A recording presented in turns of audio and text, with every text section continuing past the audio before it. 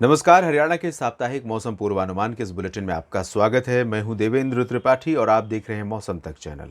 हरियाणा के विभिन्न भागों में इस सप्ताह यानी 27 अक्टूबर से लेकर 2 नवंबर के बीच कैसा रहेगा मौसम का हाल, आइए जानते हैं। और इससे पहले एक बार नजर डाल लेते हैं बारिश के आंकड़ों पर, बारिश की स्थिति पर जो अब तक हुई है हरियाणा में मॉनसून सीजन खत्म होने के बाद, यानी 1 अक्टूबर से लेकर 25 अक्टूबर के बीच कितनी बारिश रिकॉर्ड की गई है किस क्षेत्र में। तो यहाँ पर आप देखेंगे कि लगभग सभी ज़िले ऐसे हैं जहाँ सामान्य या सामान्य से ज़्यादा वर्षा रिकॉर्ड की गई है। और अगर हम ये देखें कि कहाँ पर सबसे ज़्यादा बारिश हुई है तो नूंह में 493% का अंतर है, यानी लगभग जितनी बारिश होती है उससे 5 गुना ज़्यादा वर्षा रिकॉर्ड की गई है। और इसी तरह से अन्य क्षेत्रों में भी बारिश काफ़ी ज़्यादा हुई है, लेकिन पंचकुला में 207% ज़्यादा बारिश हुई है, यमुनानगर में 201 और कैथल में 143 235% बारिश ज़्यादा हुई है करनाल में। बाकी आप देख सकते हैं जींद एक ऐसा क्षेत्र है जहां पर -70% है आंकड़ा बारिश का, यानी बारिश की स्थिति। तो यहां पर बारिश कम हुई है according to automatic weather station या मौसम वेधशाला पर रिकॉर्ड किए गए आंकड़ों के अनुसार मौसम विभाग के। लेकिन आप जानते हैं कि कई बार मौसम का जो ऑब्जर्वेटरी होती है वहाँ पर बारिश नहीं हुई या वहाँ पर जैसा मौसम रहेगा वो उसी को रिप्रेजेंट करेगा। तो यहाँ पर हो सकता है, मुझे आइडिया नहीं है क्योंकि कभी जींद से किसी मित्र का, आप में से किसी मित्र का मैंने कोई कमेंट नहीं देखा कि यहाँ पर बारिश किस तरह से रिकॉर्ड की गई है बीते दिनों में। तो अगर आप कमेंट में लिखिएगा तो मुझे भी पता चल जाएगा कि बारिश हुई है या वास्तव में जो ये रिप्रेजेंटेशन है 70% की कमी का वही एक्चुअल स्थिति है। और बाकी जगहों पर सभी क्षेत्रों में ज़्यादा बारिश हुई है। हिसार में 151, फतेहाबाद में 11% कम वर्षा ज़्यादा बारिश हुई है, सिरसा में 4%, कैथल में 143 और पानीपत में 74, सोनीपत में 69, झज्जर में 585।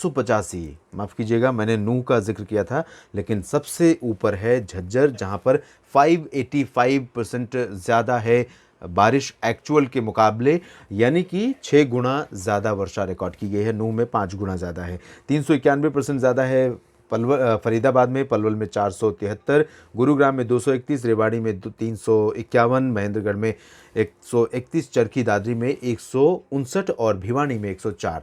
तो ये स्थिति है, यानी कि अगर इन आंकड़ों को सही माने और सिचुएशन थी, ये सिचुएशन डेफिनेटली इन भागों में थी। ये जो रीजन है इन भागों में कई बार मौसम सक्रिय हुआ और बहुत बार भारी वर्षा हुई भी। तो ये जो प्रोजेक्शन है पलवल का, नूंह का, फरीदाबाद, गुरुग्राम, रेवाड़ी, महेंद्रगढ़, झज्जर और चरखी दादरी का, इन भागों में ऐसा मेरा अनुमान है कि जिस तरह का मौसम मैंने चाहे प्रेडिक्ट किया था या एक्चुअल में देखने को मिला था सैटेलाइट तस्वीरों और राडार इमेजेस में, उसके आधार पर ये डेटा सही लग रहा है। लेकिन थोड़ा सा जींद में जो डेटा है उसको लेकर, रोहतक में जो आंकड़े हैं उनको लेकर थोड़ा सा मुझे संदेह है। तो आपके कमेंट से मुझे पता चल जाएगा कि वास्तव में ये आंकड़े सही हैं या स्थिति कुछ अलग है। और अब हम बात करते हैं 27 अक्टूबर से 2 नवंबर के बीच हरियाणा के विभिन्न भागों में मौसम की, संभावित मौसम की।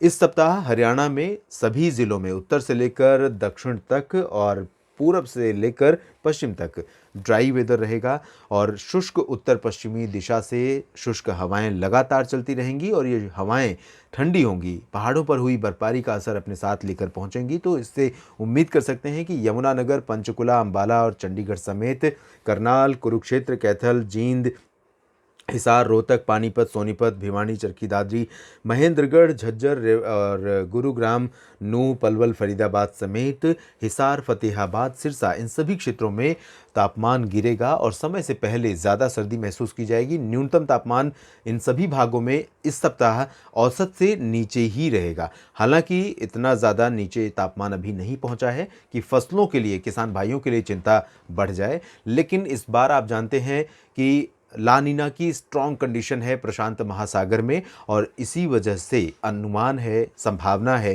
कि इस साल यानी 2021 और 22 की जो सर्दी होगी, नवंबर, दिसंबर, जनवरी, फरवरी की, इस दौरान भीषण सर्दी पड़ने वाली है। तो तापमान तेज़ी से नीचे जाएगा, पाला भी पड़ेगा और बर्फबारी के साथ हेल स्टॉर्म की घटनाएं भी हो सकती हैं और होंगी। तो ऐसे में खेती के लिए चिंताएं बढ़ेंगी।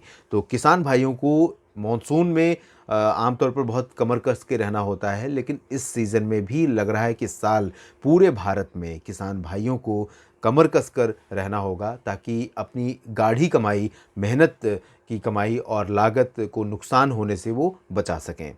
इस बुलेटिन में अभी इतना ही, लेकिन आपसे चलते-चलते अपील करूँगा कि कई सारे मित्र ऐसे हैं जो देखते भी हैं, कमेंट भी करते हैं, लेकिन चैनल को सब्सक्राइब नहीं किया है। तो रिक्वेस्ट ये है कि आप चैनल को सब्सक्राइब ज़रूर करें ताकि मैं और अधिक समय और अधिक एनर्जी के साथ इस चैनल पर काम कर सकूँ और आपको और एक्यूरेट इन्फॉर्मेशन लगातार पहुँचाता रहूँ। धन्यवाद।